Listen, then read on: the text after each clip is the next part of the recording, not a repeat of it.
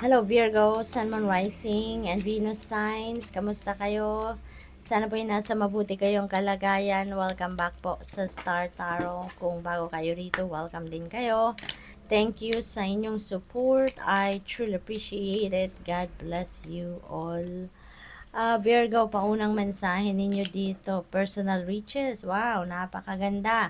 Sabi dito, small successes are likely now and bigger ones are on the way. Wow, daming tagumpay, ano?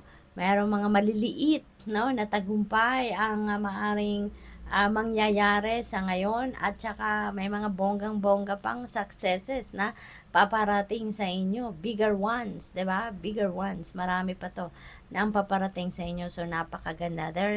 Sa ngayon pa lang, ipagpasalamat nyo na yan. There are so much blessings coming your way. Finances could improve dramatically. Thank you, Lord. 'Di ba? Praise God.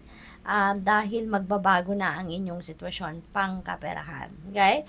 Could improve dramatically. So, wow. So, maaring biglaan ito, 'di ba? So, maaring magkaroon kayo dito ng windfall of money or yung mga successes na to, maaring financial success, no? Ang paparating. So, good luck to that. Declutter. Declutter your life. Let go of correspondence, objects, and people you no longer want. Alright? Linisin na ninyo ang buhay ninyo. Tanggalin nyo na yung mga bagay or even tao, no, na hindi naman nagsiserve ng inyong highest good. Putulin nyo na ang inyong koneksyon sa mga taong yan, sa mga bagay na yan. Ipamigay nyo na yung mga bagay na alam ninyong clutter na lang yan sa buhay ninyo, sa bahay ninyo, sa living space ninyo, no? So that you can make room, no, for newness. You can make room for new people.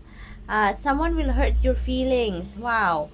And reveal a new side of themselves that you may wish to avoid. Ayan. So, merong makakapanakit ng inyong damdamin sa ngayon, Virgo. That could be anyone. Maaring person ninyo yan, kapatid ninyo, kamag-anak, kaibigan, whoever that is, no, na makakapanakit ng inyong damdamin, maaaring that is someone na close to your heart. Kaya kayo masasaktan because maybe hindi ninyo ine-expect na yung taong yan, minahal ninyo, nag-invest kayo ng emosyon dyan, masasaktan kayo, no? You have jealousy. Watch who you trust with your personal secrets and plans. Ayan. So, wag kayong magtitiwala, no? Masyado or wag kayong magtitiwala agad-agad, lalo-lalo na sa mga taong hindi ninyo masyadong kilala, no? Dahil baka yan ay mapagkwentuhan ninyo ng inyong mga sekreto, mapagkwentuhan ninyo inyong mga plano, mga dreams ninyo.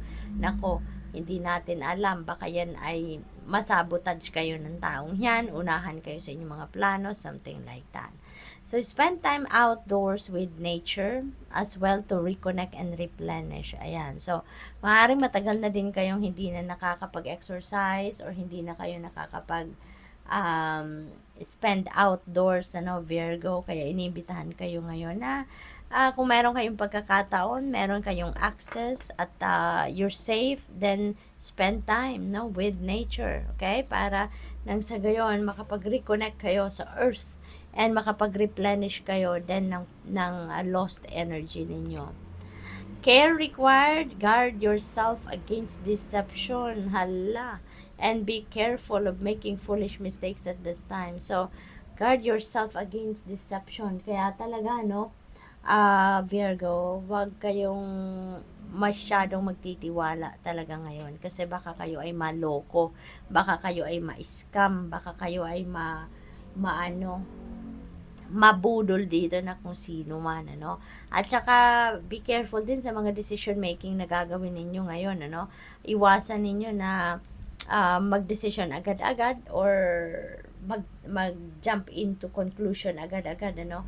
At baka kayo ay magkamali dyan. Kaya dapat pag-iisipan muna ang bawat step na gagawin ninyo. Love is in the air. That's good. Lalo na kung sa may mga love life dito, no? Love is in the air. A great time for commitment and taking relationships to the next level. Ayan, baka may usaping pag-aasawa, may usaping mga pagsisettle down na dito, marriage, engagement, yung magsisimula na ng bagong ng pamilya ninyo, maaring may mga ganong usapin. We have future, you may travel or host an overseas traveler soon. Ayan, so baka mayroong bibisita sa inyo, no, from abroad. At maaari din na kayo naman yung magta-travel, no, for some of you, baka kayo yung lalabas ng bansa. At whatever the case may be, kayo at nung magiging bisita ninyo or bibisitahin ninyo, you're gonna have fun, no? You're gonna have fun with those people. Kaya enjoy ninyo yan. We have hidden depths. You only see the surface, look beyond. Ayan, kilalanin ninyo, importante, no, mensaheng ito. It feels like para ito doon sa mga tao, no, na makaka-deal with ninyo at this time. Kaya wag ninyong ibibigay agad ang 100% ninyong tiwala sa mga ito, okay? Kilalanin ninyo munang mabuti before you trust them. What else? We have generosity. Ayan, lagi naman kayong generous, Virgo. Kaya maaari ngayon, muli, no, papakita ninyo, you're going to display your generosity, yung pagiging bukas palad ninyo sa mga tao, sa kahit anumang sitwasyon. Matulungin kayo kahit oras ninyo, panahon, energy, binibigay ninyo yan. What else? We have joy. Ayan, make time for the little things today. Ayan, Virgo. So, enjoy ninyo ang bawat minuto na meron kayo, no, sa ngayon. Kahit mga simpleng bagay lang, enjoy ninyo yan because hindi na yan, di ba, yung mga bagay na nag-unfold sa ngayon, hindi na yan babalik, no, sa inyo muli exactly as it unfolds sa ngayon. Maaring mangyari ulit pero hindi ganon eksakto, no, na mangyayari kung papaano siya nangyayari sa ngayon. Kaya i-enjoy nyo na ang bawat minuto, bawat oras, no, na meron kayo sa ngayon. Present, journey into the garden to escape the two eternities, the past and the future. Ayan na nga. Kakasabi ko lang na kailangan ninyong i-savor yung nasa present moment ninyo. Kasi, aside from hindi na yan mangyayari muli exactly as it unfolds sa ngayon, yung present moment, ito yung pinaka-powerful time din sa buhay natin. Kasi ngayon, marami tayong magagawa. Meron tayong magagawang pagbabago, marami tayong mai-improve sa ngayon. Pero yung nakaraan na, wala na tayong power over that. Lalo lang naman sa future, no? It's impractical din na mag-make plans tayo for the future kasi we don't know kung ano din na mangyayari. Hindi natin alam kung anong magaganap, diba, sa future. So, we have courage when picking roses, don't fear the thorns. Ayan. So, huwag kayong matakot, maging matatag kayo, maging matibay kayo, tibayan ninyo ang inyong loob.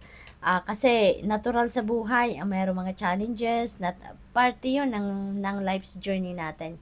Yung mga challenges na yan, mga problema na yan, parte yan ng buhay natin. Parte yan ng pag-andar ng buhay natin. Kaya, kailangan maging matatag lang tayo lagi. Kailangan maging matibay ang dibdib natin sa pagharap sa hamon ng buhay. No? So, good luck. Thank you for watching. Love and light. Namaste.